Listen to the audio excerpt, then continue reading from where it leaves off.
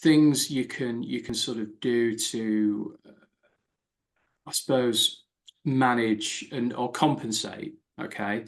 Through, I've developed a real sort of an even greater love for food and cooking on the back of the understanding I've gained about the science behind eating and drinking, and how the way that all our senses contribute to that. So making more use of texture, and I can still appreciate the basic taste: sweet, sour, salty, bitter, and umami.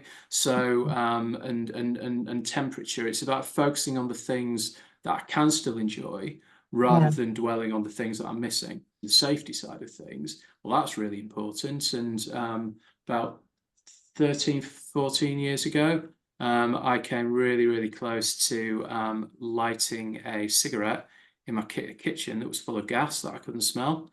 And only didn't do that because with the flat where I was living, it had this sort of shared stairwell. And I thought, I'm going to get smoke in there, so I won't light it now. I'll wait till I get over the other side of the flat. It was that decision that then stopped me blowing myself sky high, because we'd me and my flatmate, we'd had dinner together for the evening. We'd not turned the cooker off properly. And I got home first, and the kitchen was full of gas that I couldn't smell. So being really, really careful around that is really important. Getting your gas appliances serviced regularly, trying to get hold of a natural gas detector if you're able to, is really important.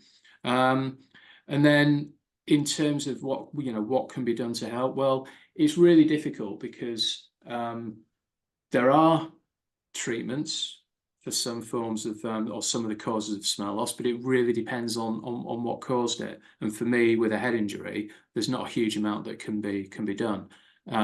Certainly in my case, there's work stuff around something called smell training. The idea that repeated exposure to strong odors can help people to certainly recognize and make the most of whatever smell ability they do still have.